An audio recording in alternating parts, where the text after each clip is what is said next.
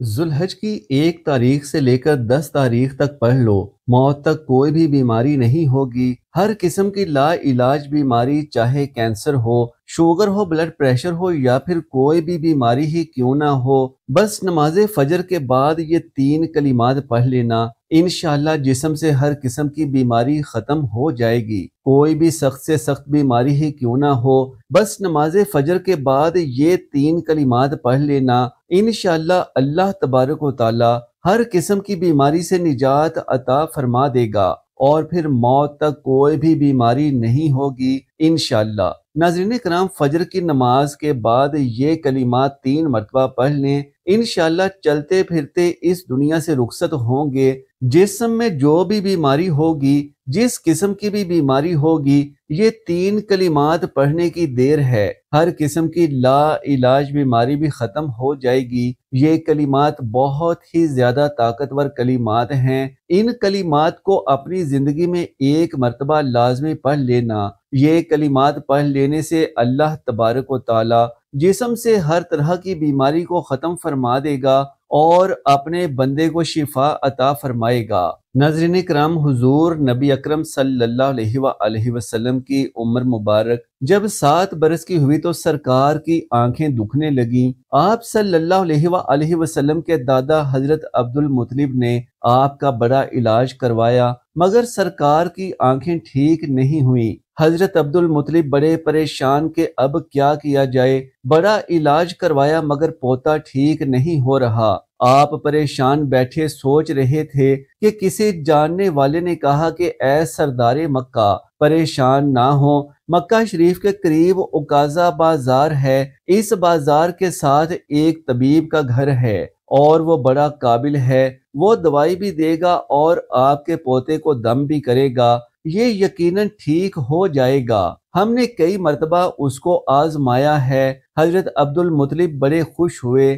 آپ نے حضور اکرم صلی اللہ علیہ وآلہ وسلم کو اپنے ساتھ لیا اور اس طبیب، اس راہب کے پاس تشریف لے گئے۔ شام کا وقت تھا، آپ اس کے دروازے پر پہنچے تو دیکھا کہ دروازہ بند تھا۔ آپ نے وہاں کے لوگوں سے اس طبیب یعنی راہب کے بارے میں پوچھا کہ وہ کیسا ہے۔ لوگوں نے بڑی تعریف کی کہ راہب صاحب کے ہاتھ میں بڑی شفا ہے، جو مریض بھی ان کے پاس آئے یہ دوا بھی دیتے ہیں اور ساتھ میں دم بھی کرتے ہیں۔ اللہ تعالیٰ کرم کرتا ہے اور بیمار ٹھیک ہو جاتا ہے۔ فرمایا اب ہے کہاں؟ لوگوں نے کہا حضور ہے تو گھر پر، لیکن اب دروازہ نہیں کھلے گا۔ فرمایا کیوں؟ لوگوں نے کہا حضور یہ موجی بندہ ہے، دروازہ بند کر کے عبادت کرتا رہتا ہے، کئی کئی دن تک دروازہ بند رہتا ہے، جب اس کی مرضی ہو تب دروازہ کھولتا ہے۔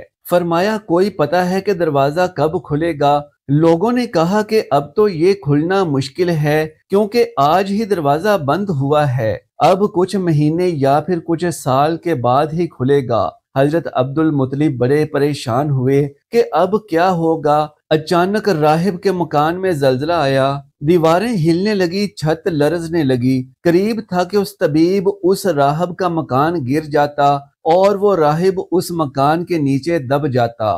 وہ فوراً دروازہ کھول کر باہر نکل آیا۔ جب وہ باہر آیا تو اس نے حضرت عبد المطلب کو پہچان لیا کہ یہ مکہ مکرمہ کے سردار ہیں۔ راہب نے کہا کہ سرکار کیسے آنا ہوا؟ حضرت عبد المطلب نے فرمایا یہ میرا پوتا بیمار تھا، آنکھیں ٹھیک نہیں ہو رہی تھیں، سنا ہے کہ آپ دوا بھی دیتے ہیں اور دم بھی کرتے ہیں، مہربانی کریں جلدی سے کوئی دوائی دیں اور دم بھی کریں تاکہ میرا پوتا ٹھیک ہو جائے۔ راہب نے جب پیارے آقا حضرت محمد صلی اللہ علیہ وآلہ وسلم کے چہرے کا نور دیکھا تو دیکھتا ہی رہ گیا، پھر کمرے میں گیا، غسل کیا، نئے کپڑے پہنے، خوشبو لگائی، پھر ایک آسمانی صحیفے کے چند اوراق اٹھا کر لایا، سرکار کے پاس آ کر دیکھنے لگا، کبھی اپنی کتاب دیکھتا، کبھی سرکار کا چہرہ والضحیٰ دیکھتا، کبھی کتاب دیکھتا، کبھی واللیل کی زلفوں کو دیکھتا، سارے اوراق بھی دیکھے، کملی والے کو سر سے لے کر پاؤں تک بھی دیکھا، پھر قدموں میں گر کر کہنے لگا، اے محمد صلی اللہ علیہ وآلہ وسلم، میں گواہی دیتا ہوں کہ آپ اللہ تعالیٰ کے آخری نبی ہیں، آپ کے بعد کوئی نبی نہیں آئے گا۔ سبحان اللہ! عظمت مصطفیٰ کے ابھی اعلان نبوت فرمایا نہیں، لیکن راہب پہلے ہی کلمہ پڑھ کر گواہی دے رہا ہے۔ حضرت عبد المطلب راہب کی بات سن کر بڑے خوش ہوئے اور پھر فرمایا، راہب صاحب، جس کام کے لیے میں حاضر ہوا ہوں وہ جلدی کریں۔ راہب نے کہا، کون سا کام؟ فرمایا، میرے پوتے کو دوا بھی دو اور اسے دم بھی کرو تاکہ اس کی آنکھیں ٹھیک ہو جائیں۔ راہب نے کہا، حضرت آپ کیا کہہ رہے ہیں، میں اس کا علاج کروں؟ حضرت عبد المطلب نے فرمایا، راہب صاحب، میں تو آیا ہی اسی خاطر ہوں۔ راہب کی آنکھوں میں آنسو آ گئے اور کہا، سرکار، آپ نے محمد صلی اللہ علیہ وآلہ وسلم کی عظمت کو سمجھا ہی نہیں۔ آپ طبیب کو مریض کے پاس لے کر آئے ہیں، مقدس کو گناہ گار کے پاس لے آئے ہیں، شفائے کائنات کو مرض مجسم کے پاس لے آئے ہیں، داتا کو بھیکاری کے پاس لے آئے ہیں، مختار کو مجبور کے پاس لے آئے ہیں، نبی کو امتی کے پاس لے آئے ہیں۔ اے عبد المطلب، میں اپنے عبادت خانے میں بیٹھا اللہ تعالیٰ کی عبادت کر رہا تھا کہ اچانک میرا سارا مکان لرزنے لگا۔ اگر میں باہر نہ آتا تو مکان کے نیچے آ کر دب جاتا۔ اے سردار مکہ، تیرا یہ پوتا بڑی شان والا ہے، بڑی عظمت والا ہے، بڑے مقام والا ہے، دیکھ اس کے چہرے سے نور کے فوارے نکل رہے ہیں، کائنات کے یہودی اس کے دشمن ہیں، اسی طرح لے کر اس کو نہ پھرا کرو، کہیں کوئی یہودی اس کو تکلیف نہ دے، جاؤ اس کو اپنے گھر لے جاؤ۔ حضرت عبد المطلب نے فرمایا، راہب صاحب، آپ نے میری بڑی رہنمائی فرمائی، شکریہ، لیکن اصل مسئلہ تو اپنی جگہ رہا، جس مقصد کے لیے میں آیا تھا تو وہ تو حل نہ ہوا۔ تو راہب نے مسکرا کر کہا، اے سردار مکہ، ان کی آنکھوں کا علاج خود انہی کے پاس موجود ہے، تمہیں پتہ ہی نہیں۔ فرمایا، کہاں ہے علاج؟ راہب نے کہا کہ سردار مکہ، محمد صلی اللہ علیہ وآلہ وسلم کا لعاب شریف نکال کر ان کی آنکھوں میں لگاؤ، یہ بالکل ٹھیک ہو جائیں گے۔ حضرت عبد المطلب نے اسی وقت سرکار کے منہ سے لعاب نکال کر آپ کی آنکھوں میں لگایا تو آپ کی آنکھیں اسی وقت ٹھیک ہو گئیں، جیسے کبھی دکھی ہی نہیں تھیں۔ حضرت عبد المطلب بڑے حیران ہوئے، اس راہب کا شکریہ ادا کیا، چلنے لگے تو راہب نے کہا، حضور، شکریہ تو آپ کا کہ آپ نے مجھے سرکار کائنات کی زیارت کروائی ہے۔ حضرت عبد المطلب نے فرمایا کہ راہب صاحب، آپ کا دم بہت مشہور ہے، سنا ہے کہ آپ جس کو بھی دم کرتے ہیں وہ مریض اسی وقت ٹھیک ہو جاتا ہے۔ وہ دم کیا کرتے ہیں، وہ الفاظ کیا پڑھتے ہیں کہ جن میں اللہ تعالیٰ نے اتنی تاثیر رکھ دی ہے؟ راہب مسکرا پڑا اور کہا، حضور، جب مریض میرے پاس آتا ہے تو میں اللہ کی بارگاہ میں ہاتھ اٹھا کر کہتا ہوں، یا اللہ، تجھے آخری نبی کی عظمت کی قسم، تجھے اس کے پیار کا واسطہ، اس کی محبوبیت کا واسطہ، اس بیمار کو شفا دے دے۔ پھر میں مریض پر دم کرتا ہوں، اللہ تعالیٰ بیمار کو شفا دے دیتا ہے۔ ماشاءاللہ تبارک و تعالیٰ۔ ناظرین کرام، حضور نبی کریم صلی اللہ علیہ وآلہ وسلم نے اپنی پوری زندگی نہایت سادگی سے گزاری، آپ کی خوراک نہایت سادہ تھی۔ پیارے دوستو، کسی بھی شخص کے اخلاق و کردار کا مطالعہ کرنا ہو تو اس کی عادت کے ساتھ ساتھ اس کے لباس اور اس کی گفتگو سے اندازہ لگایا جا سکتا ہے کہ وہ کس طرح کی زندگی بسر کر رہا ہے۔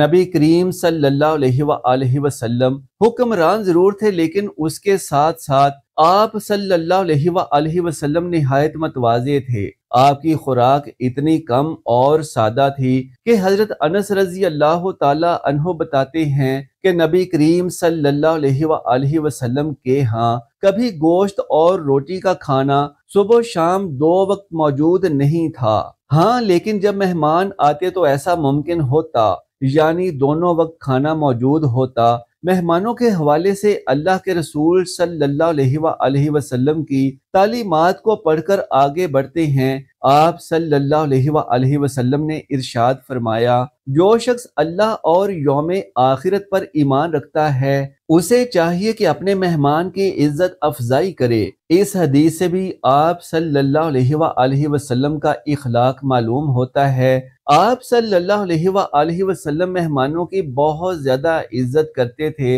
ام المومنین حضرت عائشہ صدیقہ رضی اللہ تعالی عنہا فرماتی ہیں کہ آل محمد صلی اللہ علیہ وآلہ وسلم نے کبھی لگاتار 2 دن جو کی روٹی سیر ہو کر نہیں کھائی، حتیٰ کہ رسول اللہ صلی اللہ علیہ وآلہ وسلم وفات پا گئے۔ حضرت عائشہ صدیقہ رضی اللہ تعالی عنہا سے مروی ایک دوسری روایت میں ہے کہ جب سے آپ صلی اللہ علیہ وآلہ وسلم مدینہ منورہ تشریف لائے، آل محمد نے کبھی مسلسل 3 راتیں گندم کی روٹی سیر ہو کر نہیں کھائی، حتیٰ کہ آپ وفات پا گئے۔ حضرت ابن عباس رضی اللہ تعالیٰ عنہ کہتے ہیں کہ رسول اللہ صلی اللہ علیہ وآلہ وسلم اور آپ کے اہل خانہ مسلسل کئی راتیں بھوکے سوتے تھے، انہیں رات کا کھانا میسر نہیں ہوتا تھا، ان کی زیادہ تر روٹی جو کی ہوتی تھی۔ حضرت عائشہ صدیقہ رضی اللہ تعالی عنہا فرماتی ہیں کہ رسول اللہ صلی اللہ علیہ وآلہ وسلم میرے پاس تشریف لاتے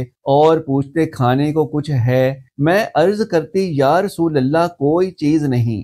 آپ صلی اللہ علیہ وآلہ وسلم ارشاد فرماتے تو آج میرا روزہ ہے۔ ایک مرتبہ حضرت عائشہ صدیقہ رضی اللہ تعالی عنہا نے اپنے بھانجے حضرت عروہ بن زبیر رحمت اللہ علیہ سے فرمایا کہ بعض اوقات ہم پر 3 چاند طلوع ہوتے، یعنی 3 ماہ گزر جاتے اور رسول اللہ صلی اللہ علیہ وآلہ وسلم کے گھر چولہا نہ جلتا تھا۔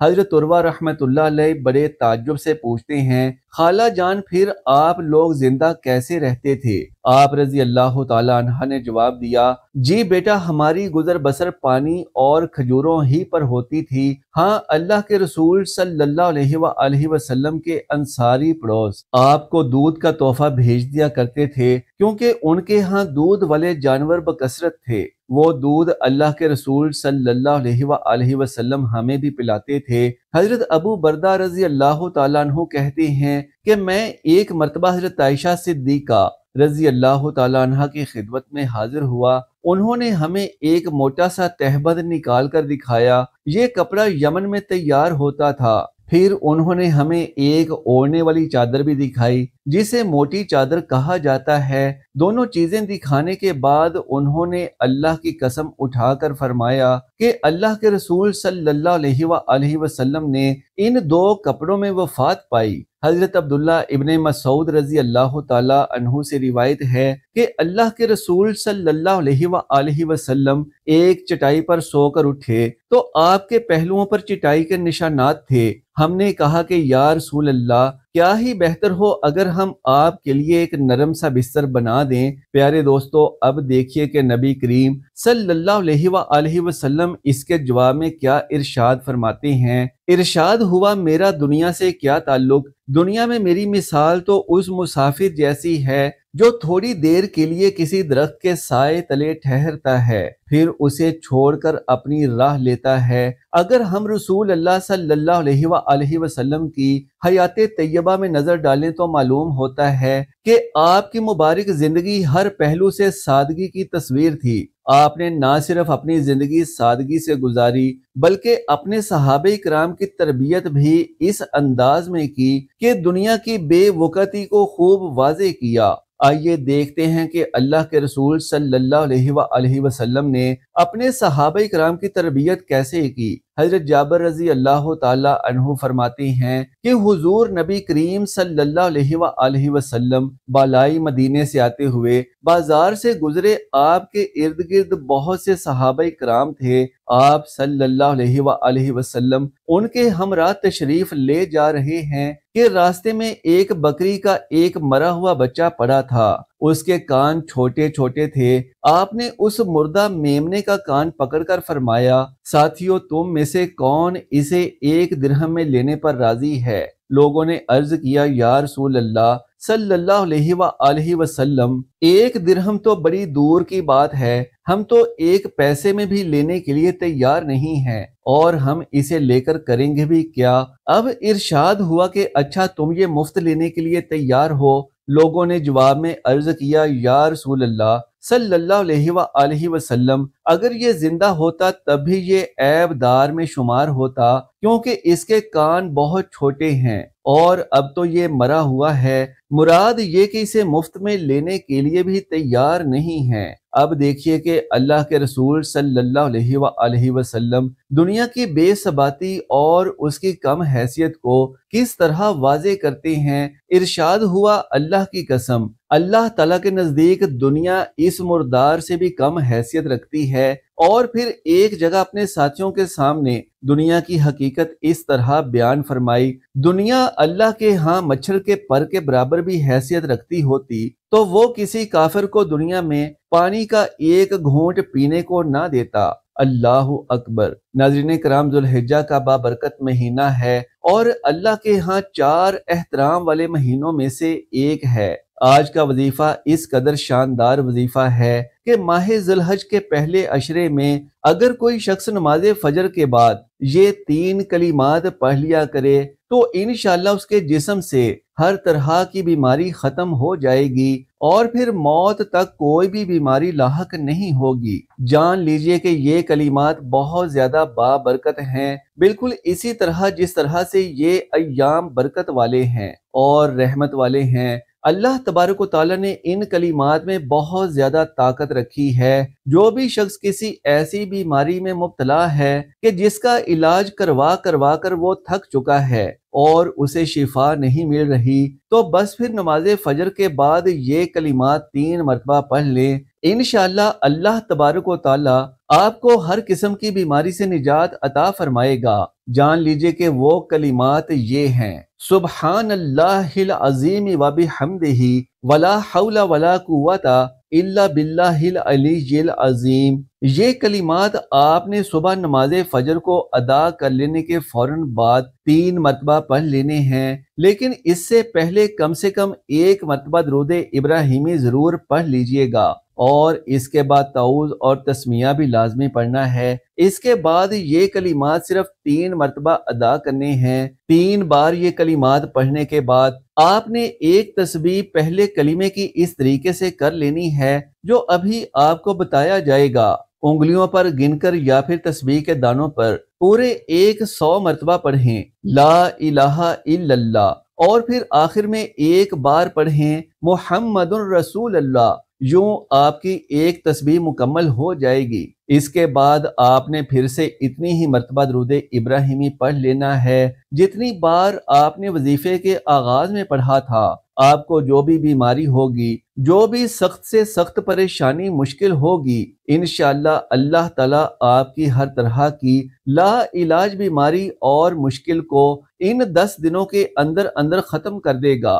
آپ کو ان کلمات کا اثر فوراً دیکھنے کو ملے گا انشاءاللہ۔ اللہ تبارک و تعالیٰ آپ کو ان کلمات کو پڑھنے سے فوراً شفا عطا فرمائے گا۔ ناظرین کرام، جان لیجئے کہ یہ کلمات آپ نے 3 مرتبہ پڑھ لینے ہیں، اور اول و آخر کم سے کم 1 مرتبہ یا 3 مرتبہ یا 7 مرتبہ درود پاک بھی پڑھ لینا ہے۔ انشاءاللہ اس عمل کو کرتے ہی آپ شفا یاب ہو جائیں گے۔ اللہ تبارک و تعالیٰ سے دعا ہے کہ نیکی کی بات کو سننے، سمجھنے اور اس پر عمل کرنے کی طاقت و توفیق مرحمت فرمائے، میرا سنانا اور آپ کا سننا قبول و منظور فرمائے، آمین یا رب العالمین۔ ناظرین کرام، آخر میں آپ سے درخواست ہے کہ میری آج کی اس معلوماتی ویڈیو کو لائک اور شیئر کر دیجئے، اور ہمارے اسلامی و اصلاحی چینل کو سبسکرائب کر لیجئے۔ جزاک اللہ خیرن کثیرا۔ اللہ ہم سب کا حامی و ناصر ہو۔